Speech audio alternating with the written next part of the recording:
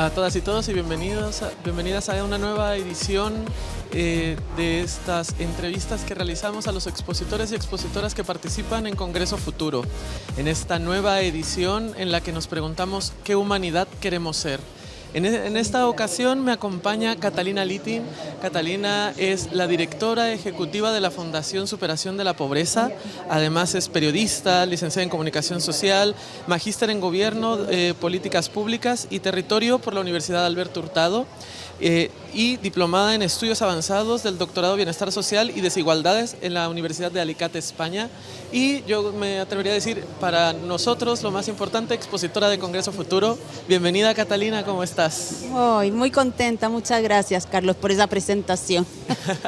No, para nosotros es muy importante tenerte aquí porque justo en este año que nos estamos preguntando qué humanidad queremos ser, creo que una de las palabras que más se me viene a la mente es vulnerabilidad. Los seres humanos somos vulnerables.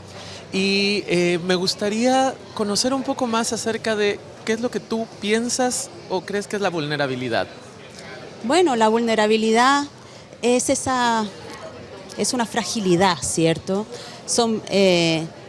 Implica vivir procesos que no están firmes, que no están sólidos, que frente a cualquier eventualidad cambian de dirección.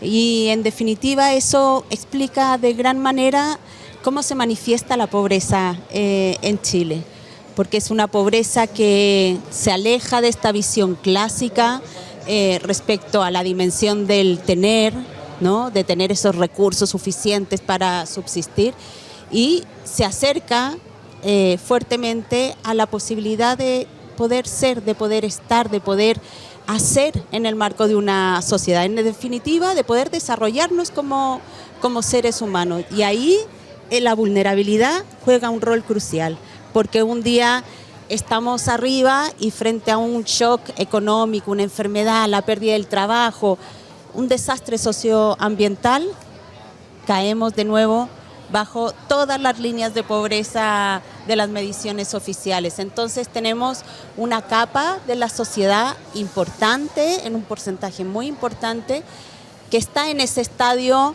que no es sólido, que no es firme del todo.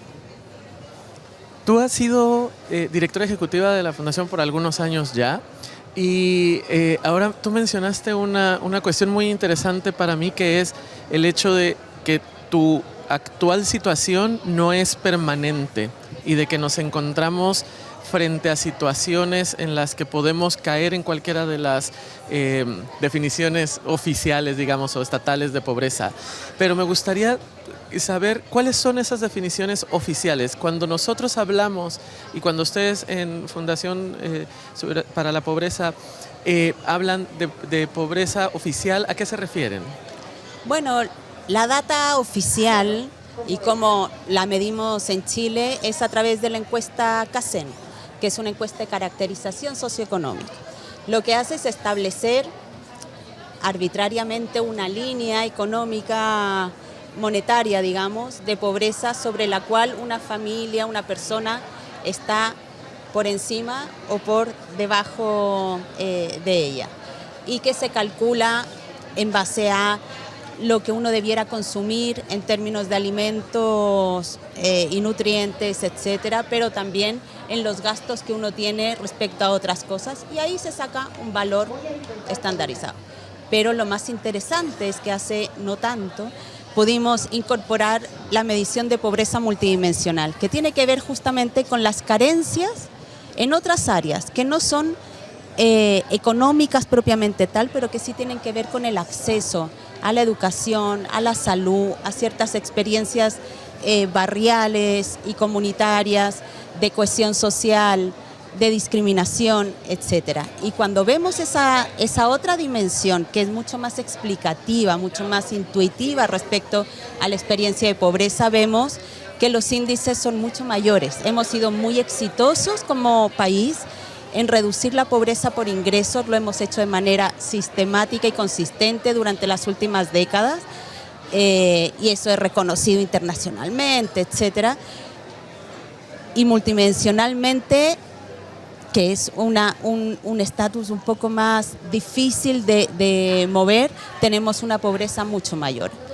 Por ingresos es un 6,5%, el promedio nacional multidimensional es del 17%. Esa es esa brecha de la cual estamos hablando. Y es una brecha de más del doble de la pobreza por ingresos. Y en ese tipo de pobreza multifactorial, el acceso a bienes y servicios. Chile me parece que es un país que tiende a ser muy centralista, ¿sabes? La experiencia de Santiago pareciera que es la experiencia de todo Chile. Pero, ¿qué papel o qué rol juega en la territorialidad en términos de definir una pobreza o de esta definición de pobreza multidimensional?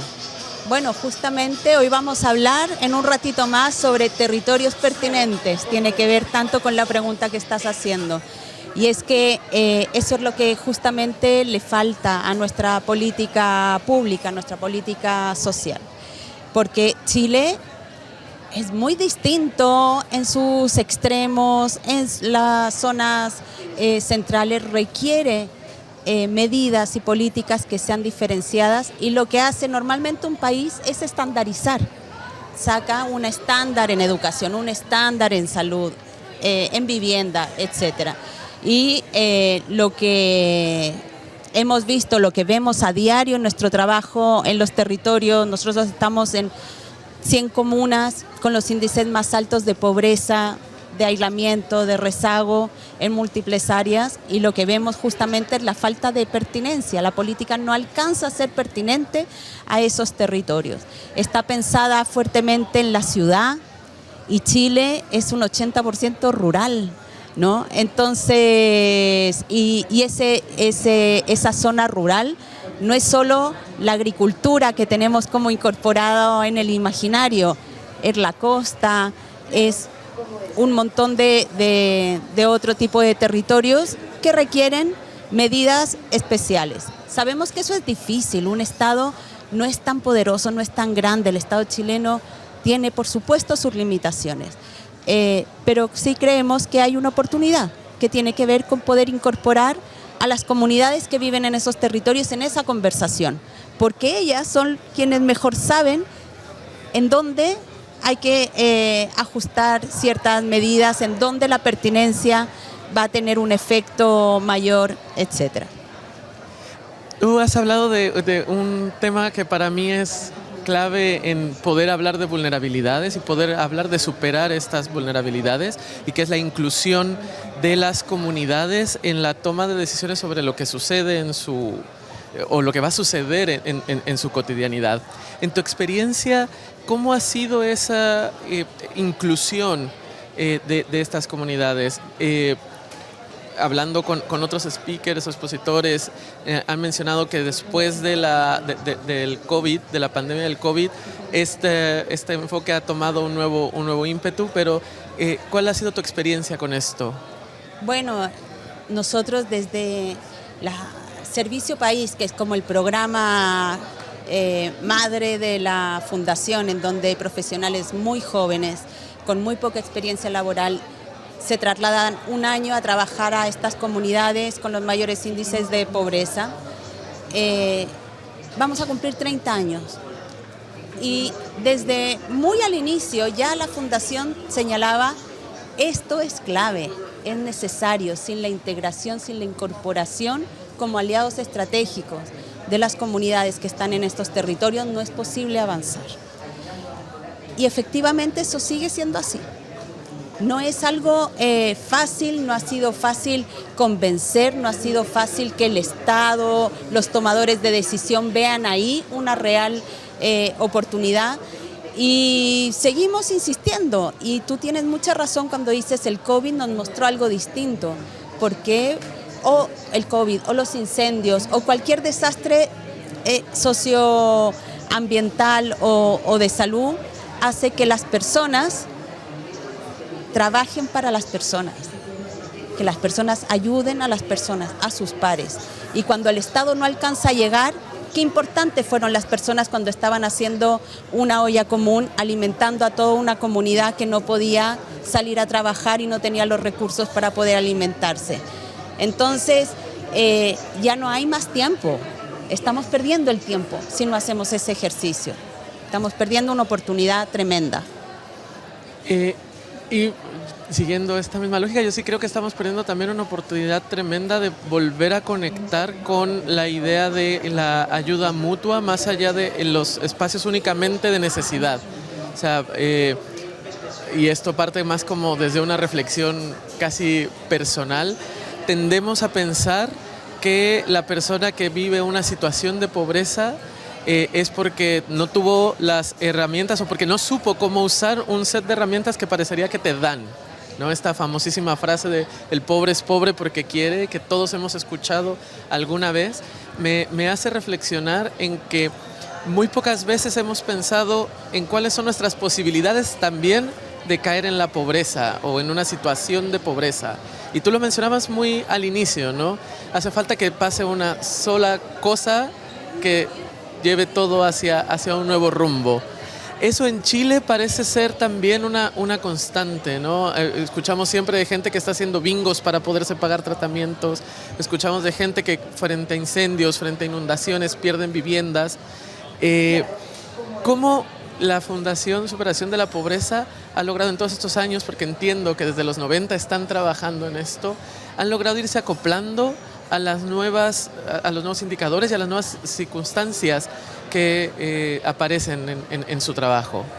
Mira, yo diría que efectivamente nuestro modelo de trabajo, nuestro modelo de intervención en el territorio nos ha permitido ir haciendo esas adaptaciones y moviéndonos al son de las comunidades, ¿cierto? Y de los problemas que están enfrentando. Porque no estamos mirando desde una oficina, estamos justamente ahí, donde está ocurriendo la sequía, donde están ocurriendo la deforestación, donde está ocurriendo el despoblamiento, producto de un sistema de educación que te obliga a abandonar esos territorios. Por lo tanto, ha sido bastante orgánico esa adaptación. Pero lo que no corre con la misma velocidad son las decisiones y es la política pública. A la política pública le cuesta mucho moverse, es como un elefante que camina firme, pero lento y pesado a veces, ¿no? Y sin embargo, somos un país tan pequeño al mismo tiempo, donde nosotros estamos convencidos de que es fácil poner en práctica y poder explorar nuevos caminos, porque Chile es un país muy innovador, tiene una capacidad de innovación tremenda, pero en esta área hay que convencer a un tinglado de sectores demasiado grande. Entonces, convencer a la empresa privada de que hay que dar un giro en cómo se vinculan con estos territorios y estas comunidades para hacer sus inversiones, en convencer al Estado que es una buena inversión, que no es una pérdida de plata, invertir en aquellos lugares donde viven no tantas personas, pero viven las suficientes para poder desarrollar y preservar un territorio. Convencer a la opinión pública también al respecto. Bueno, es todo un esfuerzo, no estamos solos. Afortunadamente somos bastantes más organizaciones que llevamos como esa bandera bajo el brazo, pero falta capacidad de reacción, falta quizás tomar unas decisiones que son un poco más radicales, que no son fáciles, son complejas, porque al final del día tienes que ceder en algo, tienes que estar dispuesto a que hay algo que no va a pasar en pos de que suceda algo que te genere futuro, que te genere posibilidades para adelante. Ese podríamos estar muchísimo tiempo hablando de esto, pero por el momento vamos a hacer una pequeña pausa. Perfecto. Y ya volvemos con Catalina Littin, directora ejecutiva de la Fundación Superación de la Pobreza.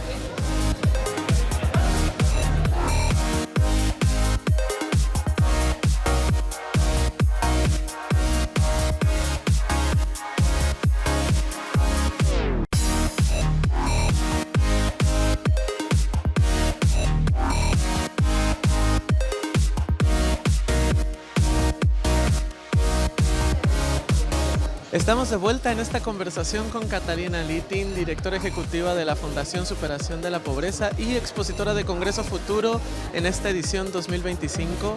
Bienvenida de vuelta, Catalina. Y estábamos hablando hace un momento sobre varios puntos bien interesantes. El primero era la pertenencia territorial y el segundo era los saberes y su trabajo que tienen justo en estas 100 de las comunas más vulnerables del país.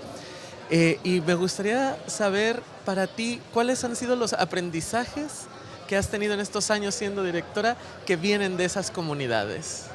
Bueno, los aprendizajes es, en primer lugar, que esas comunidades que viven territorios con altos índices de pobreza y vulnerabilidad no son comunidades pasivas.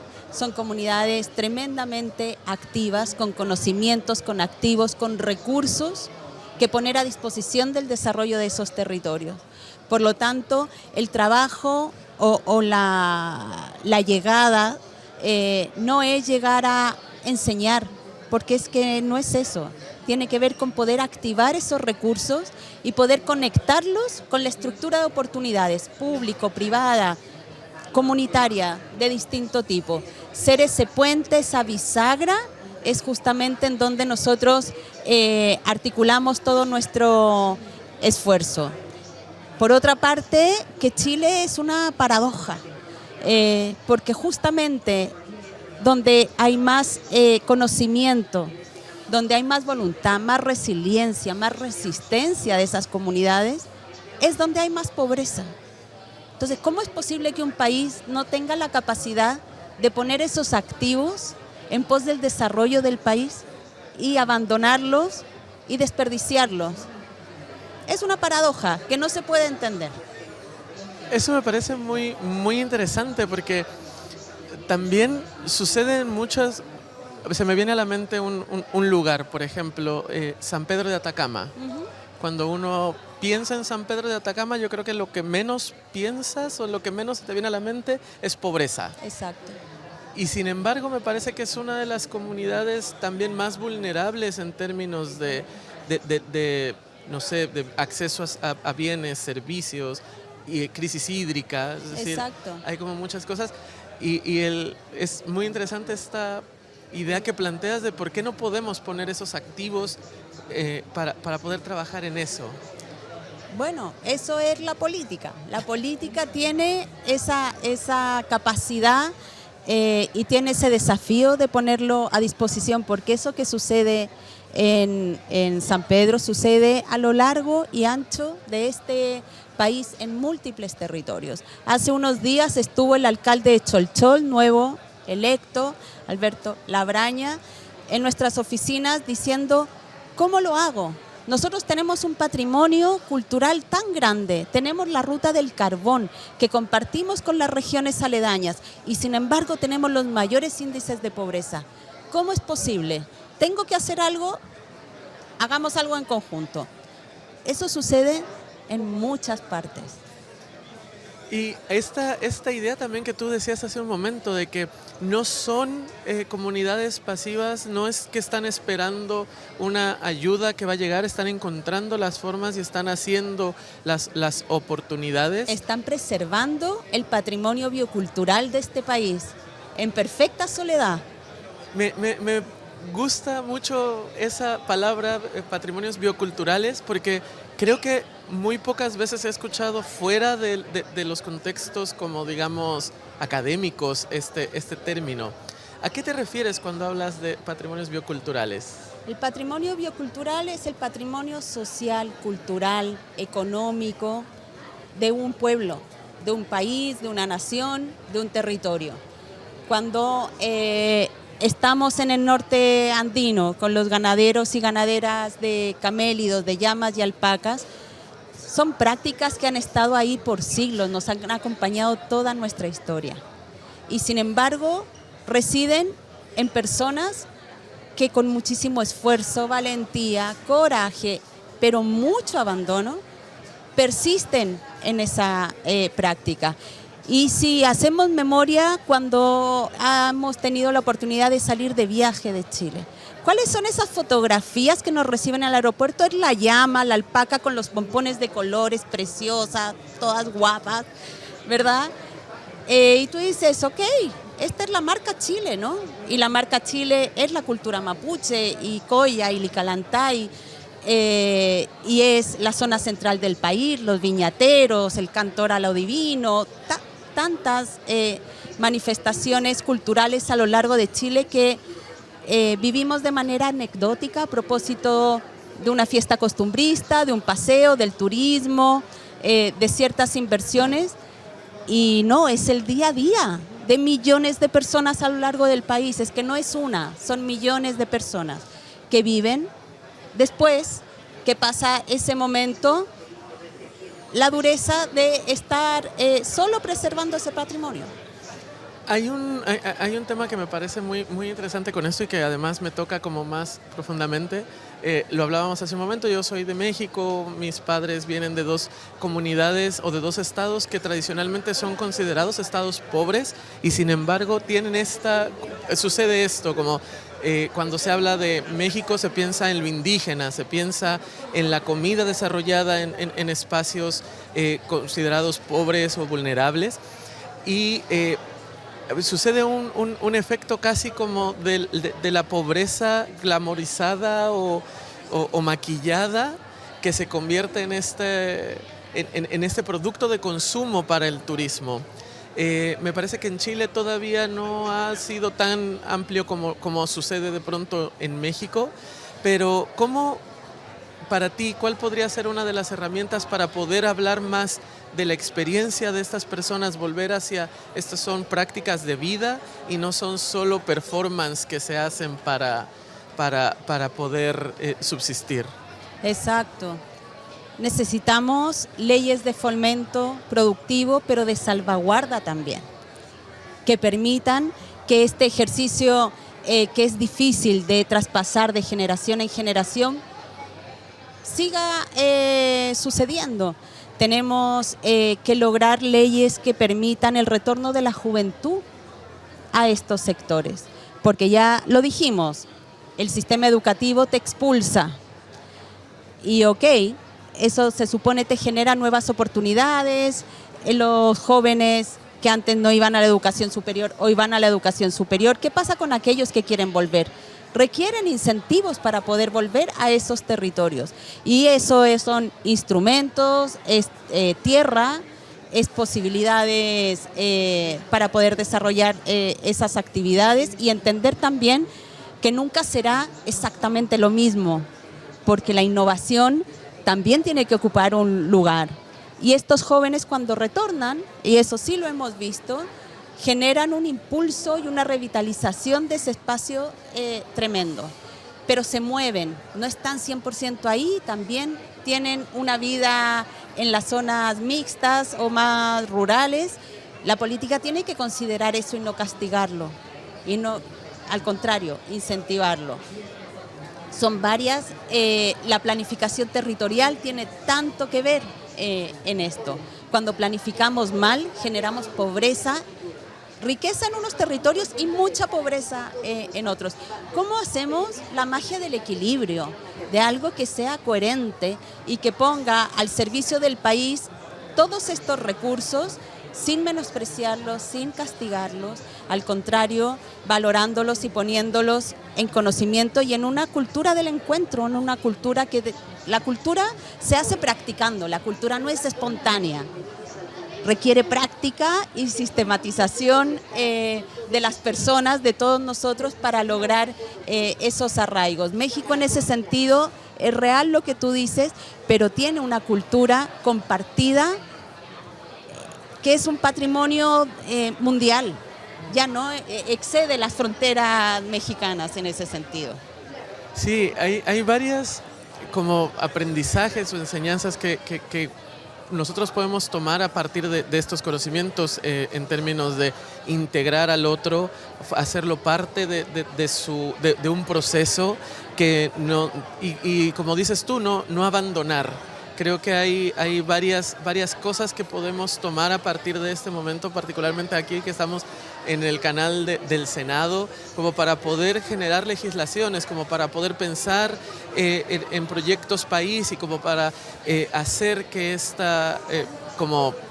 acompañar a estas comunidades y no dejarlas solas en estos momentos tan importantes. Y un poco para finalizar, me gustaría que nos respondieras a la pregunta que nos mueve este año en Congreso Futuro y nos dijeras ¿qué humanidad quiere Catalina Littin ser? Ay, la pregunta gigante, ¿no? Pero mira, una comunidad que sea capaz de encontrarse, que tenga la disponibilidad de poder escuchar, de conocer lo que no conoce, de aprender lo que no sabe, de trabajar y pensar en colectivo un futuro común. Pienso que hemos perdido o poco ejercitado la capacidad de dialogar y es lo que Chile y el mundo, por cierto, necesita. Y dialogar se dice tan fácil y es tan difícil porque es un proceso sumamente incómodo. Quiero que nos sentemos a la mesa y que nadie tire el mantel, que se mantenga ahí la conversación y podamos entonces con los distintos grupos societales poder construir alianzas estratégicas y tomar decisiones en conjunto que nos permitan vivir la mejor vida que podamos vivir, pero de manera colectiva. Muchas gracias, Catalina, y muchas gracias también por acompañarnos en esta entrevista y en Congreso Futuro, que esta vez intenta ser ese puente para responder a qué humanidad queremos ser, acompañados, resilientes y siempre listos para apoyarnos. Muchísimas gracias. Gracias a ti. Y hasta luego.